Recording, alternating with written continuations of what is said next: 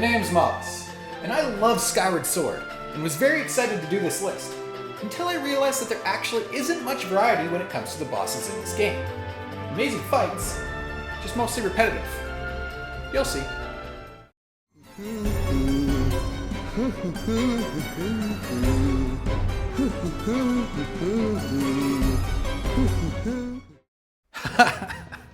Is anyone surprised this is at the bottom?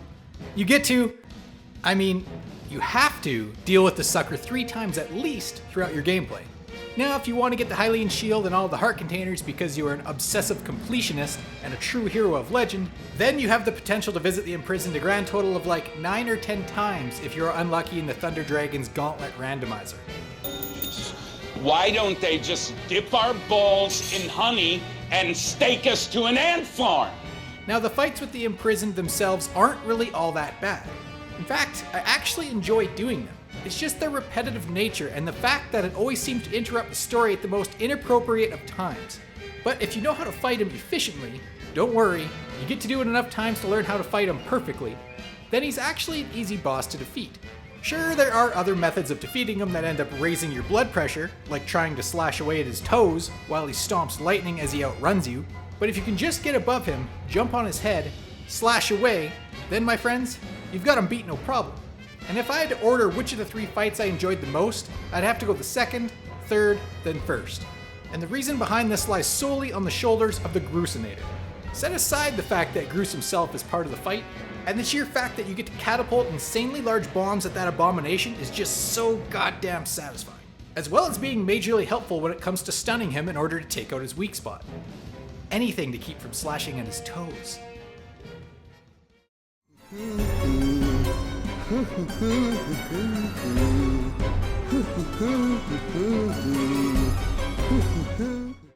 If you've seen a lot of my videos, then there's a good chance you've heard me say the phrase, less is more.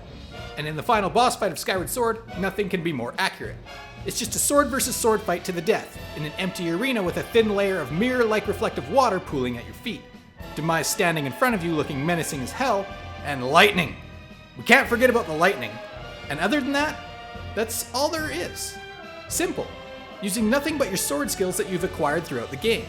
And of course, the main mechanic of the game, the Skyward Strike, which is used to channel the lightning into a fierce electrical sword charge-up.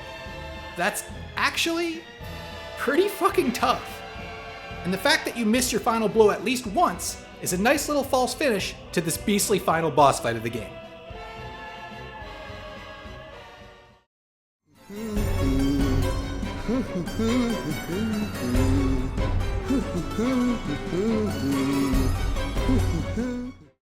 You travel through the Lanayru mining facility in both its past and present forms, with not much to fight in the form of enemies.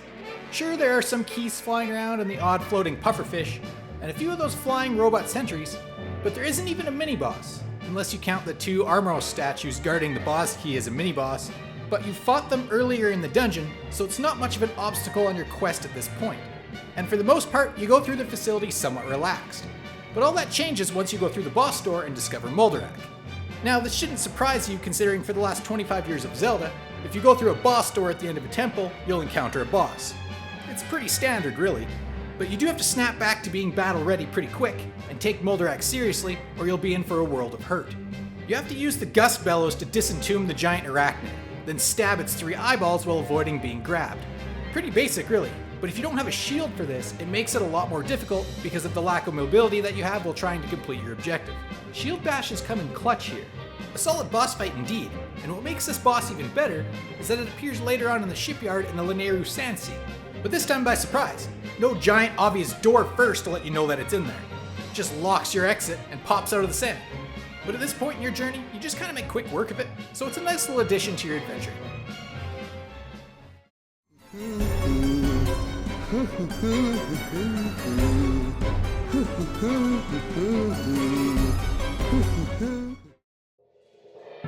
Girahim is such a badass, from the way he describes himself and his own actions in such great detail, to his mannerisms and movements, all the way to his confidence in the boss fights. His over-the-top personality and flamboyant attitude make him extremely uncomfortable to deal with, but at the same time, so interesting that you just need to see him. It's like watching a car wreck. You want to turn away, but you just simply can't do it. And such a graceful car accident Girahim is. And his boss battles represent all of this, and actually tell a little story about his and Link's relationship as the game goes on. And you can actually see little tidbits of this throughout each of their 3 fights. The first time you meet Girahim in the Skyview Temple, you are a mere shrimp. You are weak, new, and fresh to the game, with little experience, and probably an easy kill for the Demon Lord if it wasn't for Link's courage, the Goddess Sword, and of course, Girahim's unbelievably overconfident and incredibly narcissistic personality. He even promises Link that he will not kill him in the first encounter, and delays his primary mission he's waited centuries for, only to entertain himself to boost his own ego. He even decides to fight unarmed and slowly moves towards Link, only pulling out a sword halfway through the battle when he grows bored. But Link bests him, and he retreats to the Earth Temple where he commands the fire monster Scaldera to do his work for him. Still way too overconfident by thinking Link isn't a threat, and just any goon can easily eliminate the hero. It isn't until the Temple of Time that the Demon Lord actually starts to take Link seriously after he loses Princess Zelda through the Gate of Time, and promises Link that he'll take out his anger on him the next time they cross paths, which just so happens to be at the Fire Sanctuary. This time around, Girahim hardens his armor on his arms, pulls out more flying daggers, and in the second stage of the fight actually brings out a second sword because one isn't enough. Things are now getting serious, but Link has gotten stronger while the Demon Lord overlooked him throughout the adventure, stalling like a classic villain, only trying as hard as they can once it's too late, and the hero has already become more powerful than them, and the frustration begins to set in. This is perfectly illustrated in the final encounter between the two. Girahim, frustrated and angry, turns his whole body into black hardened skin and raises himself and Link on 3 levitating platforms, and once again decides to fight you with his bare hands to bludgeon Link to death. Small details in this fight is what makes it just too good. Girahim is clearly blinded by his negative emotions at this point due to the success of Link, and wants to take out his anger physically and feel every single inch of it. Have you ever been so angry at a sport or game that the harder you try, the more you fail and frustration kicks in? This is exactly what happens to Girahim throughout the game, and especially in his final battle. Each time you knock Girahim off the platform and plunge the Master Sword through his chest, he gets up just a little bit slower and tries just a little bit harder. Once back to the ground, he pulls out his sword, and when that doesn't work, he pulls out a bigger sword, and still can't get the job done. Link still stands, and Girahim sits there, defeated, confused, and kind of in awe at what he's up against. Perfect storytelling of how a villain's overconfidence gives the hero just enough time to grow strong enough to defeat him, and only takes the fight seriously once it's too late and becomes frustrated. No stupid last-minute gimmicks, no help from someone else, just the hero grinding it out throughout the adventure, slowly getting stronger, and eventually beating the villain thanks to their own flaw: ego.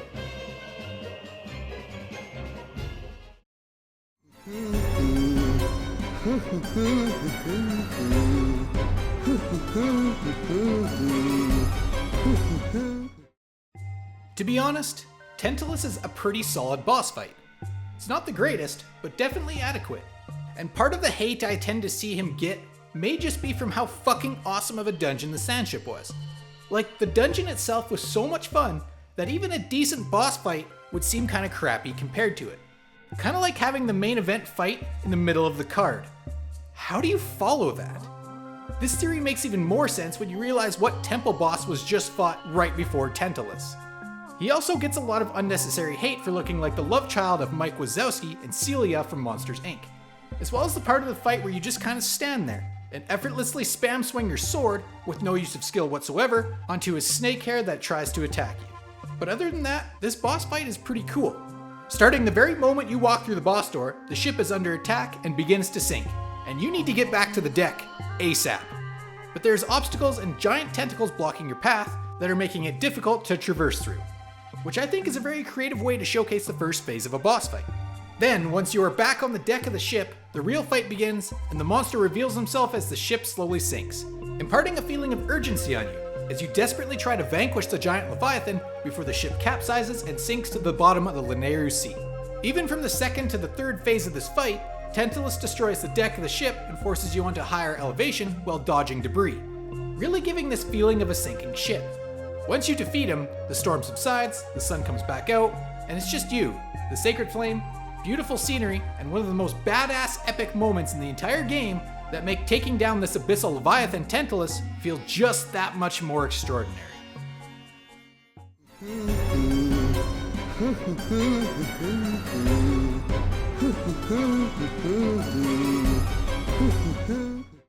first time I played Skyward Sword, I was never really used to the controls all that much, and it was really only my second Zelda game that I ever played. So I had an idea of what was going on, but I was still a little new to the whole experience. So when I had Girahim summon this giant lava boulder spider to chase me up the ramp, I was a little shit-pantsingly frightened. In most Zelda bosses, you can stay alive by running in circles around the enemy and spamming the item found in the dungeon. But this is kinda hard to run in circles around the enemy while confined to a ramp, and then have that enemy scurry up the ramp towards you while the ground is shaking behind you and you're running out of real estate. However, the way the arena is built allows you to camp out at the top and gather yourself as to what the hell is going on and how to combat it.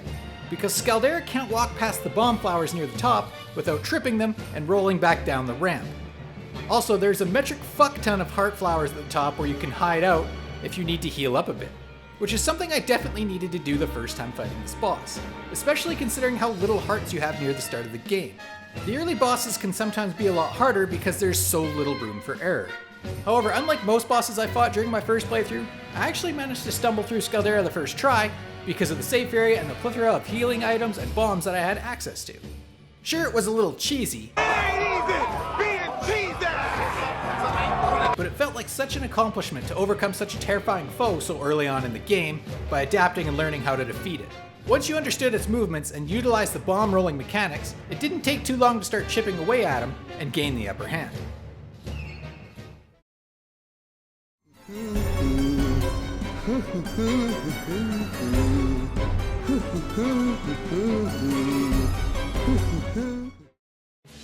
You've spent most of your time on your Loftwing cruising around the sky from point A to B, mostly using him as transportation. Now sure, you learned a dash attack that some people use to attack random birds carrying rupees, and the flying worms in the Thunderhead, but if you're like me, you use the dash attack as a speed boost when you needed to get height quickly after a speed dive. So when it came time to bring Levias some pumpkin soup so he could teach me a melody, only to realize he was possessed by Bilocite and that this was going to be a mid-air boss fight with my Loftwing, yeah, I was pleasantly surprised. Especially since it never really came after a temple. It was just kinda slipped in there. Now sure, it's only in the first phase of the fight, but to finally get an aerial battle with my bird companion is the payoff I sorely needed, but didn't actually consider as an actual possibility. And to do it with the new spin attack while in the pouring rain was just icing on the cake. Once you were able to land on Levias and see the parasite that is infecting the Great Sky Spirit firsthand, the battle becomes more personal. Sure, I never met Levias before, but this poor guy needs rescuing, and he's damn sure gonna get it. The battle with Bilocite itself is the version of the classic light orb tennis match type of fight, however, this time I'm actually good at it. Bilocite spits giant spiky slime balls at you, and then tries to dodge them again when you manage to return to sender, making you need to aim your volley in the right direction in order to land a hit. Or you could just side strife with your bow and snipe his eye. Harder that way, but it also makes Bilocite look way bigger and more threatening if you wanted to change your perspective a bit.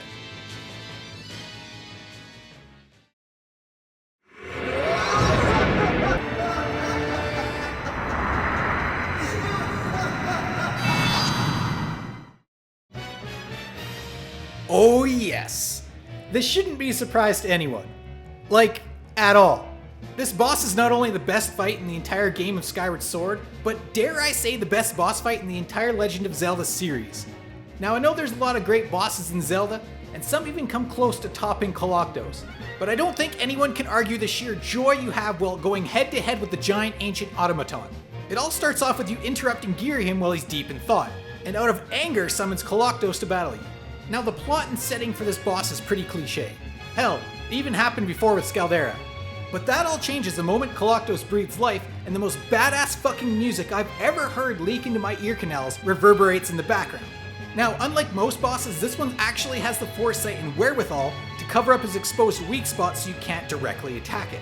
So how exactly do we access this weak spot, you ask?